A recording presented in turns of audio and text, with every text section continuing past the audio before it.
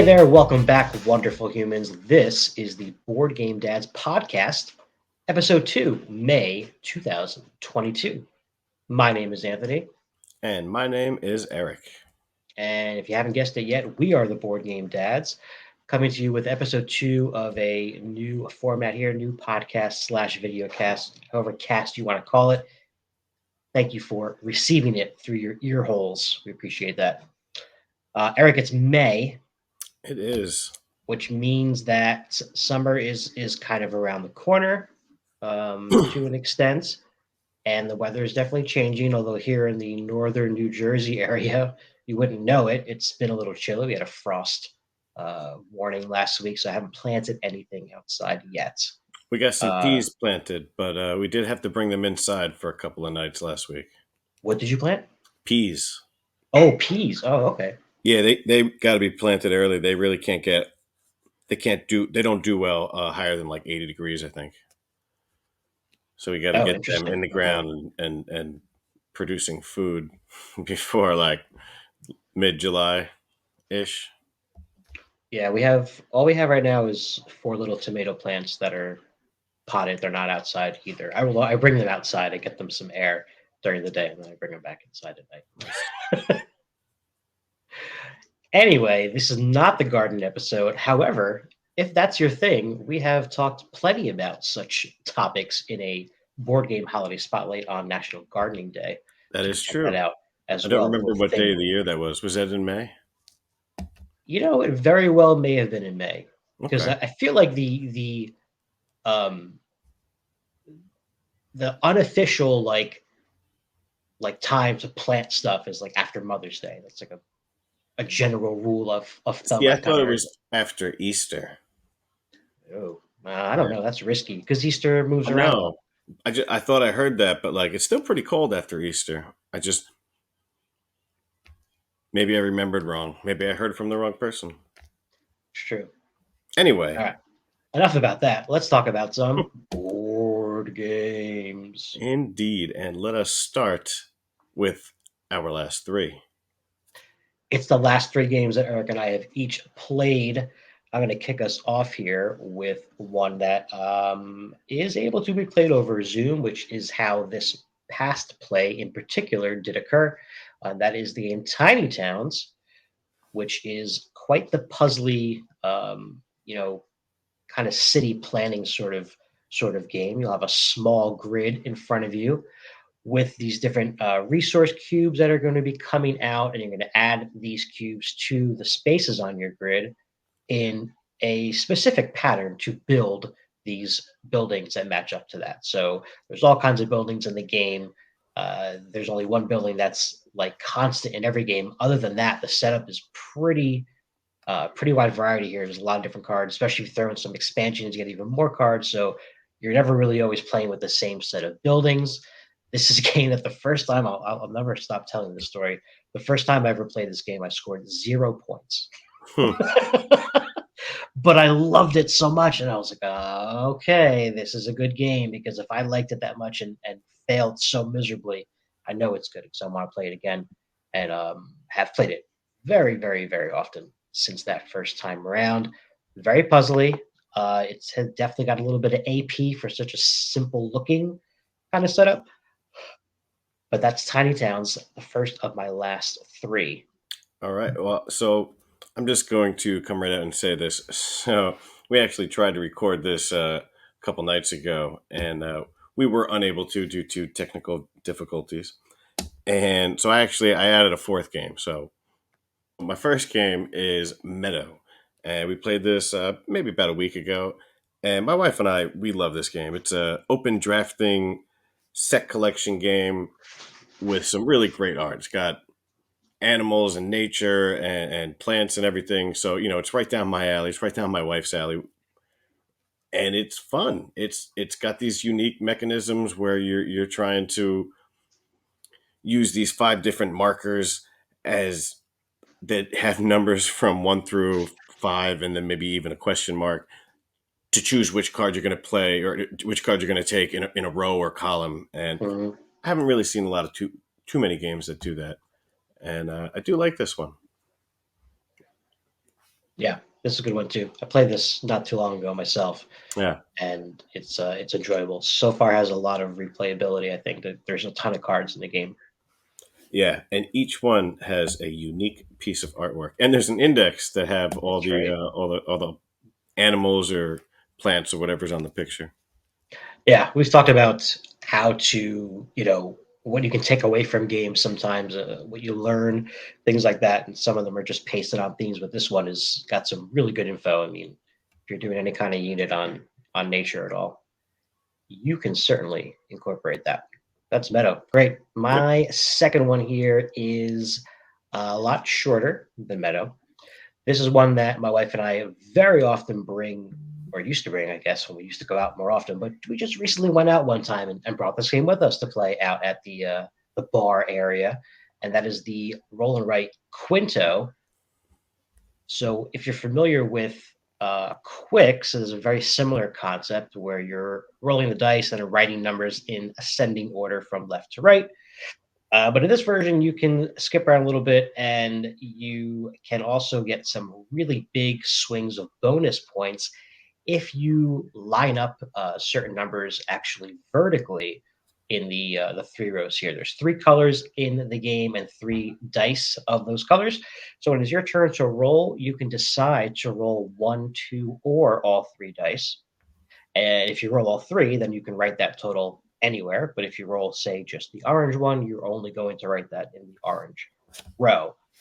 Definitely a quick one. I love it because it is small and very portable. It only has three dice, which is even more portable or less components than even some other really small roll and writes. Right, they have like four or five, maybe even six dice. Right. So Quinto, really, really quick one. We got asked about it while we were playing it at the restaurant we were at, which is always kind of cool. Nice. And yeah, so for that reason, it goes in the bag and it comes with us. That's Quinto. If you like Quicks and you've never heard of this one, I think you would enjoy this one a lot. It's I ha- surprisingly no relation. They're like two W's. I have not had the chance to play that one yet, Mm. but I'm Yeah, sure. I think you would enjoy it. Yeah. All right. My next one, I think, is Island Alone. You are correct, sir. All right. So this we talked about this in a Kickstarter video we did on YouTube, That's right. and so this was a print and play Kickstarter, and we finally got to play it, and it's cool. It's got that map that sort of is reminiscent, I guess, of Trails of Tucana if you've played that. But you're basically in the beginning, you're going to pick some scenario, and that's going to tell you what you have to do. Like if you have to build a raft, or you have to build a fire, and then have enough food and water, and then you roll four dice on your turn. You use them to move around. If you want to get a resource, and you use the same some resources have like a number listed on them. If you use that exact number die, you get like an extra bonus point, and it's a cool game. We only played it that one time, and Mm. I did look through a bunch of the scenarios, and it looks like there are a couple, at least one cooperative missions. Aha, interesting. So we'll definitely be checking those out because Cool. we love the cooperative games. But yeah, that was a fun one. It was and for $5, Yeah, I mean, look, you can't go wrong right? with that, man. And like you said, there's so many different like scenarios you can play different ones. You could probably play them all in one night if you really wanted to go through the whole thing. And we laminated ours, so now we can just Awesome. use them all the time and use some markers on it. Nice. But yeah, definitely a fun little game. Cool. I'll check that out. All right, my number three here is another sort of abstracty, puzzly kind of layout, similar to Tiny Towns. Very different theme though, and more abstract. But this is Sagrada, which is the dice placement stained glass game. This is one where everyone is going to have a different kind of grid setup for their particular stained glass window that they're building, and that's going to dictate which color dice you want to place. And there's a bunch of restrictions on which dice can't be next to each other in terms of same colors or numbers and things like that. And then there's also a couple of these like tools that everybody can use if they pay some currency that will let you kind of break those placement rules or maybe alter the dice a little bit. This is an older game at this point, but there is no shortage of expansions for this. And I gotta say, it can also be played over Zoom. It's a little more tedious and like a little bit because both parties do need to own the game, Right. and then basically if you want everyone to have a chance of rolling, you're going to roll and then tell the person that's on Zoom with you, all right, I got 4 green die, 2 2s, a 3 and a 4, and I got 2 red 1s, and I got, you know what I mean. So it's that communication part is a little tedious, but it's like a few seconds. It's not that big a deal. But yeah, Right. Sagrada is really fun and a gorgeous looking game when it's finished. With the whole, it's those translucent kind of dice, so they really have Oh a yeah, pristine glass that look to looks them. really cool. I haven't gotten that. I haven't gotten a chance to play that one either. But that one's definitely on my list. That it just looks cool. It's Yeah, yeah. dice placement. Oh yeah. All right. Speaking of dice placement, my number threes Oh boy. are because we played an additional game since we made this list, so I just squeezed one in there. Anyway, one of them is Professor Evil and the Citadel of Time, which is a cooperative game. It's got action point allowance, and you're basically moving around trying to disarm certain traps so that you can save treasures that require those traps to be disarmed, and you have to save 4 treasures before their time runs up. Like each treasure comes out, it'd be like, oh, this one, you have 45 minutes, and there's a central clock in the middle. And that's, kind of the mechanism. And on the professor's turn, he's going to be moving around, locking doors, making it more difficult for you to move around, and resetting the traps. And that's what you got to do. And it's a fun little game. It's not great, but we like it a lot, and we'll play it often because we love cooperative games. And it's different. It's I guess it's got a similar feel to maybe like a pandemic mechanism, but it's completely unique in its own right. That it's Mm, that's not what it's doing. It's not like something happens and then everything has an outbreak or a bunch of fire like in Flashpoint or something like that. mm, mm. But there is this central thing that's happening every time that the Doctor Evil goes. Dr. Evil. Yeah, but now I'm not sure about this. You could probably find this game pretty cheap on at your local game store, online somewhere. Yeah, I think I've seen this in Barnes and Noble as well. And then the other game we played is Role Player, and Hmm. so both of these games were the first time we played this year. Obviously, we're still doing our 100 different game challenge, so Hmm. we got to pick up a bunch. And Role Player is a fun one. It's what is it? Keith Mateka. I don't remember how to pronounce his name, but it's a 1 to 4 player.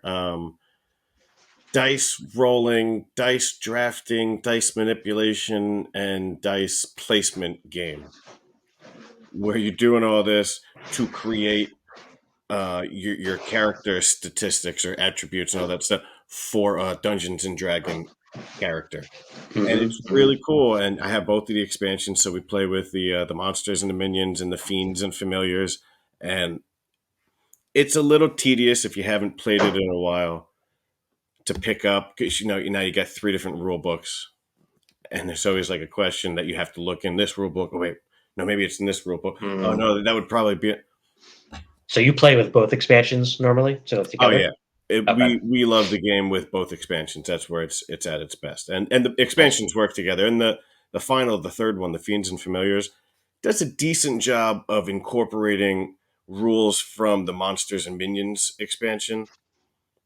But if you're really looking for further clarification, that's still another rule book you have to look through. Yeah, yeah, yeah. But yeah, we love role player. We have role player adventure, and we've been saving our characters for a while. So we got like maybe 16 different sheets in there of different characters that we've played and made in the game. Nice. Yeah, Cool. Yeah, I played it with you guys only one time, and I think it was probably before you got any of those expansions. To be honest, it was right. it was a good while ago. All right, so that's the last three. Hey, if you're listening to this at this point, let us know in the comments what the last 3 games you played were. It'd be nice to see that, and we can talk about it, comment on it, maybe even feature it in a future episode. So there's that. Now, speaking of past episodes, isn't the only one before this one. We had a special segment where we came up with a couple of board game related haikus for one another, and we read them to each other and had with them we guessed if we got the game right, and we both got it right on that first one. That is true. I tried to make this one a little more challenging on purpose. I tried to be a little more vague, but we'll get to that in a minute because I left it in the kitchen. So I will be back in a flash. And I will be here wasting time. I'm back. Told you it was going to be fast. All right, All Eric, you right. want me to go first? You're going to read first. So what are we doing now? We're going to do our haikus. Oh, we're gonna do our haikus. Okay. I went first last time. You go first. All right. Always have a plan, but don't become too attached.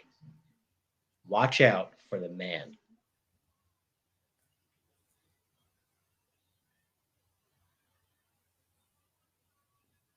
Oh man, I don't think I know. I'm not thinking on the right wavelength for this one. I gotta guess like some sort of like criminal heist game. So I'm gonna say the big score because I own that game. That is incorrect. But you do own the game that this is. Do you want me to tell Oh, you, or do you want me to give you another hint? no, you can go ahead and tell me. This was Colt Express. It was the Right. marshal, not the man. Yeah, I know, but I didn't want to say Marshall because I felt like that would be too obvious. That's true. All right. You're gonna like this one. All right. Robbers on the streets, lazy farmers on the ground, while the knights stay home. Carcassonne. Yeah, That was good. That was crafty. I like that. it's crafty. All right, All so right. But you know what? we're gonna get It's into some Mayday. yeah, it's holiday time, baby. Holiday time. Holiday time. All right, so it is May. May 1st is a holiday. It's May Day. What you know about May Day? Uh, Other than it's a sign of distress for a ship. Ah, all right. I'm glad you said that because I have a little bit of information about both of those here, and Oh, I will flat out tell you all I am straight up reading from Wikipedia right now. I'm not pretending to know this stuff off the top of my head. So the Mayday distress call was made by this gentleman, Frederick Stanley Mockford. In the 1920s, he was the radio guy at an airport in England, and they asked him to think of a word that would indicate distress and that would be easily understood by everybody. And so he used some French words, mieds, which means help me, or, and I'm not saying this correctly, m'aider, a short form of venez m'aider, which is come and help me. oh. This term is unrelated to the holiday May Day, which is May 1st. It is a European festival holiday that was usually the unofficial start to summer, which is right about halfway between the beginning of spring and the beginning of summer. Sometimes you do stuff the night before. The traditions often include gathering wildflowers and green branches, weaving floral garlands, crowning a May Queen, sometimes with a male Hmm. counterpart, and setting up the May pole, May tree, or May bush around which people would dance. There were some bonfires and maybe even some singing and things like that. I'd And there's a love little to more hear to it. from people if any of these traditions still happen because it I sounds know like a that lot they of do. stuff from like back in the day. But It is. It is. that would be cool. Um, 'Cause I've I actually actually seen. I've I seen never a heard Mayday, a I never heard maypole. of May Day. Ah, Yeah. yeah. It's a lot of skipping and dancing and flowers, Huh. That's a but new one to me. it's a celebration. All right, so that's May 1st. Eric, you're in charge of the list of holidays there. So what's our first official one that we're going to talk about? All right, so I guess May 2nd would be Harry Potter Day. It would be. there's no shortage of Harry Potter games, There is not. and I think I just have two of them. I have Harry Potter's Codenames, which is I think it's a two-player only cooperative version that has some words and some pictures of people or magic. And then we also have Harry Potter Hogwarts Battle, which is a cooperative deck building game, which we love very much. We have both expansions, unless there's more than two, and then we don't have all the expansions. But it's a great game. We do house rule this one. There are a few games in our house that get house ruled to make them not ridiculously difficult. We house rule this one. There are I think two, maybe three villain cards that we just don't use anymore. Because we played through the whole game, books 1, 2, 3, 4, 5, 6, 7, and now we have everything all together in one, and we're going through like the monsters. I don't think we started the charms one yet. I'd have to double check the book, but it's just it's it's too difficult sometimes when you have was it Bella Matrix? Her card's real tough, and if you have that in the first round, you're not going to win, and you're just going to get real upset about the game. If you're like me, my wife and I will get real upset if like it's like the third round and we're almost done. Like we almost lost already. We just have a couple of turns more that we won't be able to do anything, and then so we remove those games, and now when it's difficult, it's more fun, but it never gets absolutely painful. Gotcha. I'm no Harry Potter expert by any means, but I'm pretty sure that her name is not Bella Matrix. Oh, right. What? Bellatrix? That sounds better. Yeah, Okay. but I know exactly what you're talking about. And so, this has to be a game that you house rule. This I feel like this game is the most house ruled in your house. That used to be true. Oh, okay. Anyway, if you are a fan of the genre, you can check out a video that we did last year with our friend Ryan Billingsley at dadsuggest.com, where we did some game picks that were about different kinds of books. And he did this cool thing with his family where they went through each book, they read the book, and then they watched the movie, and then they played the scenario in this game. And they did that for all of the stories, which is a pretty cool family thing to do. The only one I have is the House Cup competition one, which is a worker placement game, actually, with some pretty cool components. Haven't gotten that one to the table in a while, though. Check that one Hmm. out again. So that's May 2nd for all you Potter fans out there. What are they called? Potterheads? Uh, I don't know. That's a good question. Let us know in the comments below if you're a Potterhead. All right, Eric, what's next? So not to be outdone with Harry Potter Day, but next is Star Wars Day, May the Man, 4th. back It's to back IP, I'm big pretty IPs sure here. it's been a holiday longer than Harry Potter Day has been, but I'm not Yes. certain. Anyway, there's no shortage of Star Wars games. There's Star Wars Unlock, which is my favorite unlock. We've already done two of them, and now we're not sure if we want to do the third one and finish it, or it's going to be sad because then we're done with it, right? We do have Star Wars Imperial Assault. Was not a big fan of it. I'm not big into like that whole DM kind of thing. I didn't realize it was that, and I just went out and bought a whole bunch of stuff. Now it just sits on top of the shelf, doesn't get played. But then they made a cooperative app for it, and I tried playing it once with that, or once or twice with that, and it just it didn't work. So I'm not going to get that one off the shelf anytime soon. But I have not given up all hope. There will be a new hope. Well done. I've got, let's see, I think the only Star Wars game that I actually own is probably Star Wars Risk. Oh yeah, Um, ours is still shrink wrapped. yeah, nice, which is usually widely available.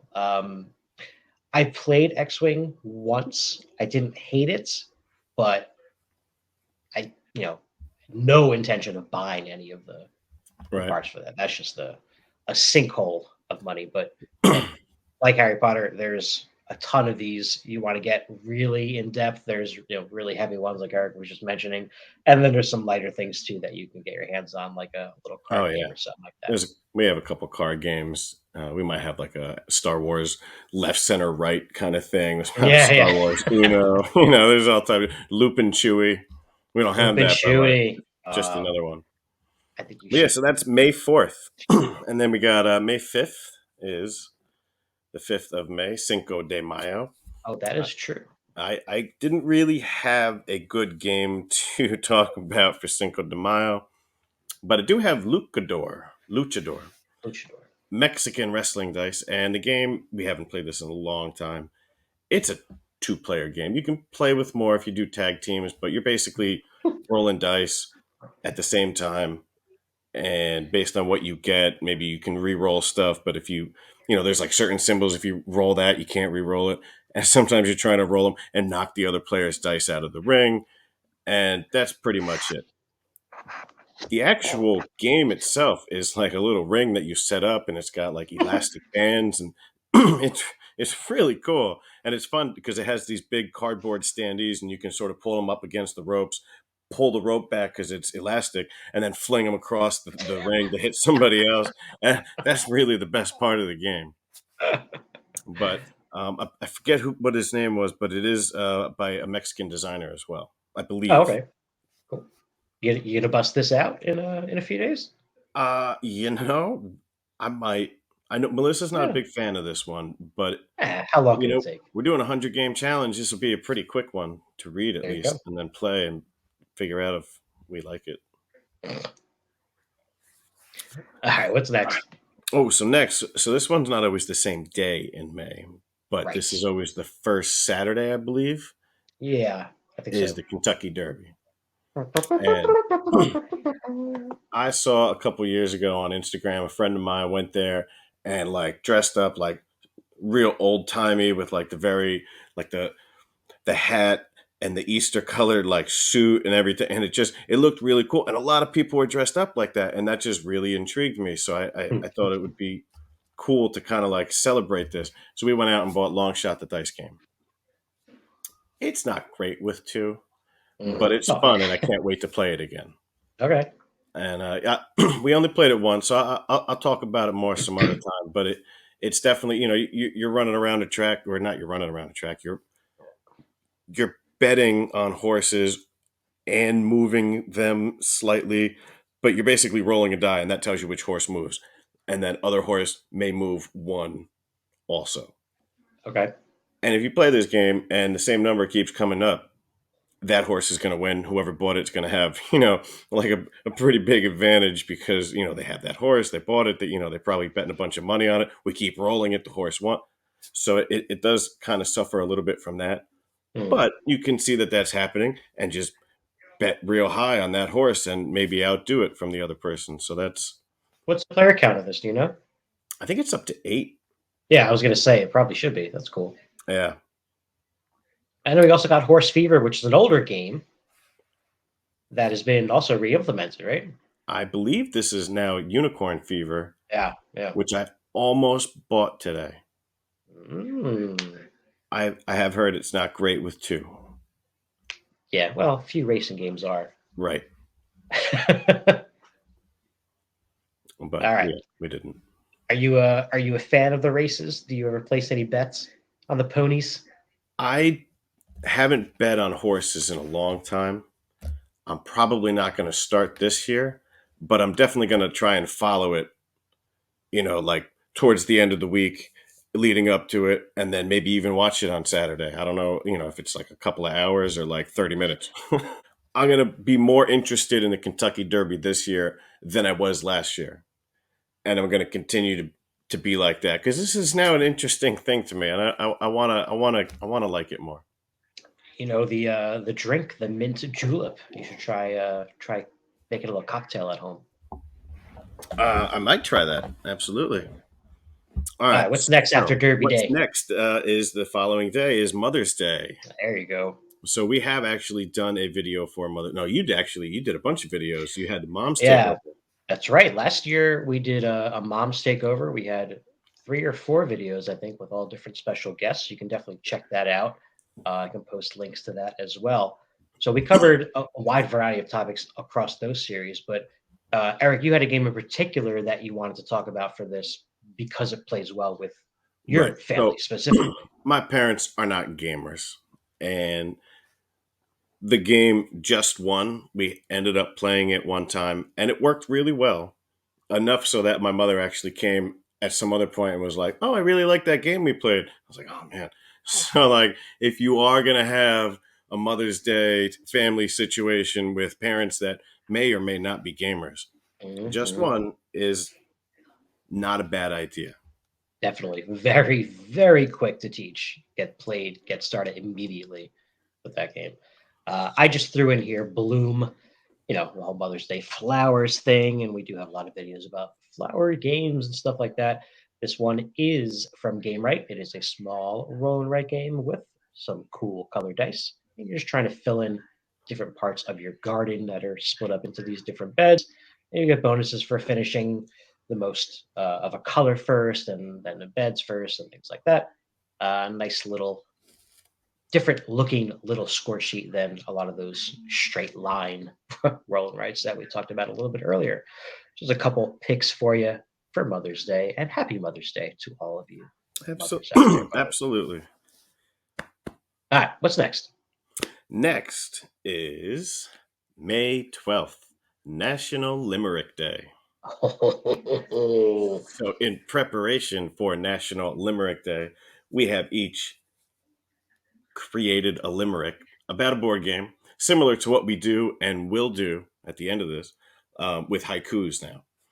So, do you want to go first or second with the limerick? Well, I went first for the haiku, so why don't you go first for the limerick? Okay. All right. So, hold on. I got to pull it up. I have it on my phone. Oh, All right. There once was a man from the Bay who was traveling to Santa Fe. He booked a flight to El Paso, which became a big hassle because Dexter was rampaging LA. A Ticket to Ride with Yeah. Dexter. Dexter's the dinosaur or the Dexter's the alien? dinosaur. Yep. Yeah, I figured I'd throw in Santa Fe, El Paso, LA, and then the Bay, San Francisco. But then Nice. I had to go with Dexter. I didn't want you to. Excellent rhyming. All right. Ready? Yeah, I'm ready. There once was a man from an island.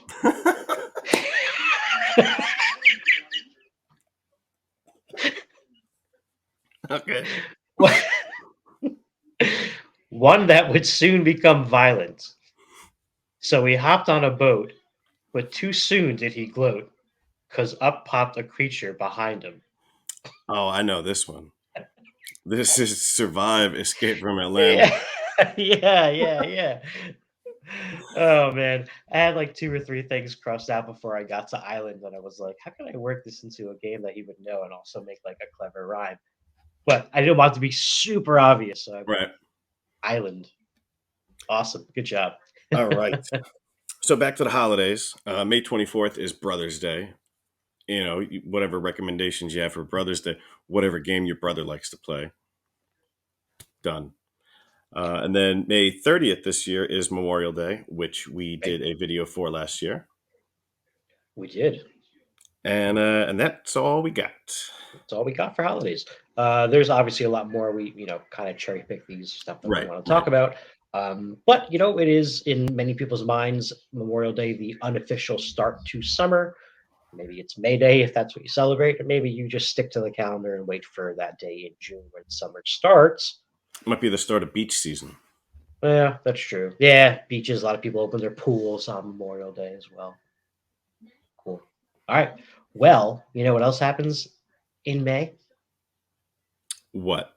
It starts to get hotter. Right? You with me? No. No. Nope. We're going to talk about the hotness. Oh, I thought we were going to do our haikus, but we already did those. Right. Hotness.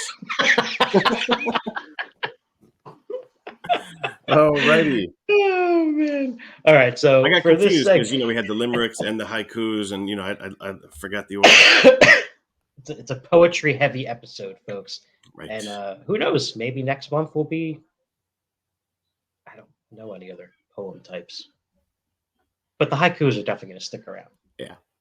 All right, so we again kind of picked and amongst a lot of the quote unquote hotness that's on Board Game Geek, and just chose, excuse me, a few things to talk about up here. So first one we got is something that I did not know was happening. This was a surprise to me, and that is from Jamie Stegmaier, a follow-up to Viticulture called Viticulture World.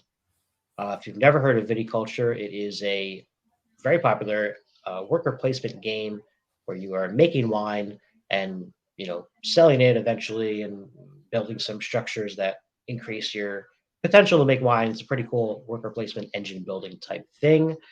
And this version of the game becomes cooperative, apparently. That is true. That's all And I so you're going to know. be, yeah, I've only, I don't know much about it either. so I've only ever actually played Viticulture, I think once. It was years ago, and I liked it. I remember liking it. I don't think I won, but it was a good game.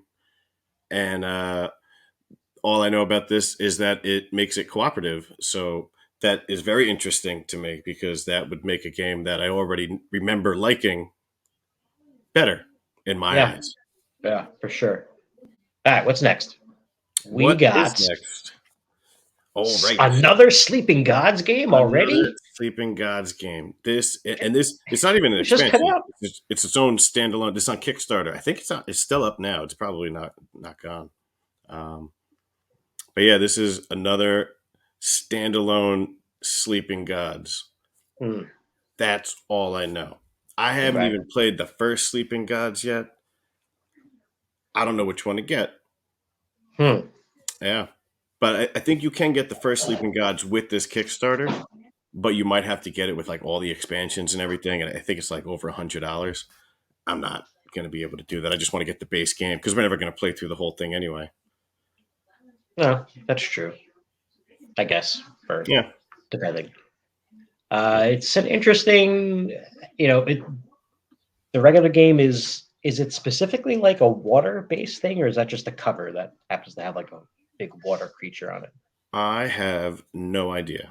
Oh man, we are really, really sounding professional right now the way we're talking Well, I about mean, this like stuff. I said, we just want to talk about it because it's the hotness. I love Sleeping Gods. I haven't even played it, but I love Ryan Laukett's work. We have Above and Below, and we played it, and it was like, oh, this game is cool, but I really just want to go below and have like that story aspect. And then they made Near and Far. And we're like, oh, this is great, Mhm. And then there's Sleeping Gods. So like, this is right down my alley. This is what we were waiting for, and we just weren't able to get it. And that, yeah, we gotta wait.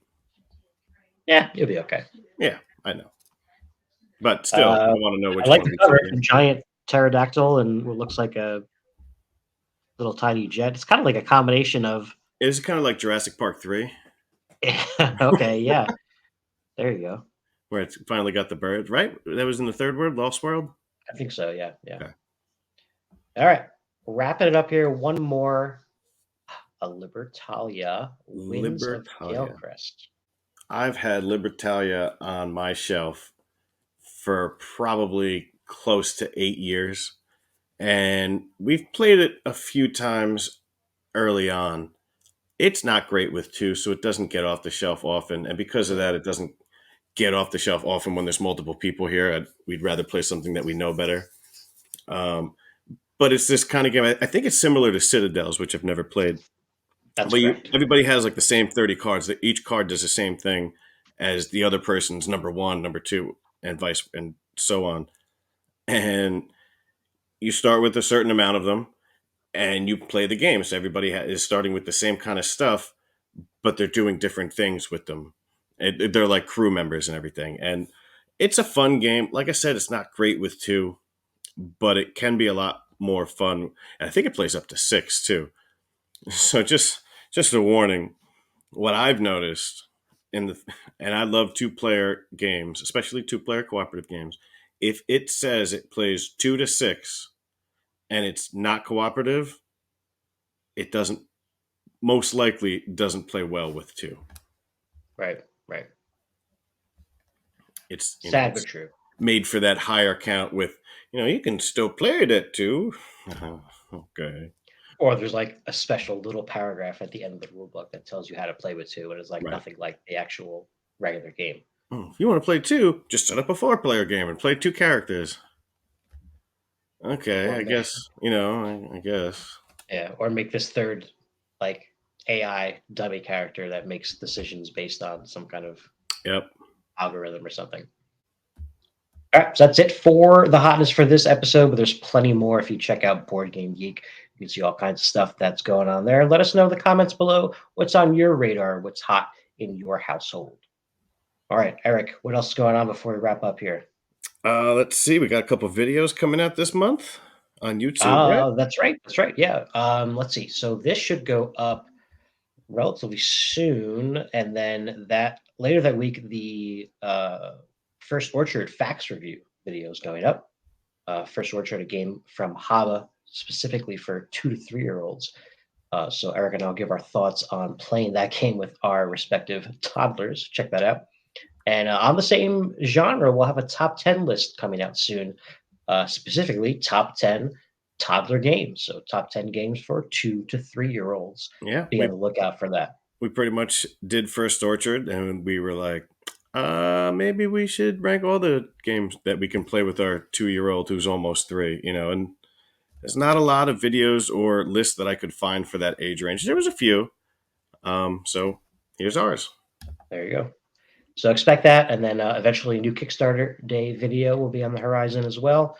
If you're looking for stuff from the past, check out episode 1 of this so you can, get the origin story, so to speak.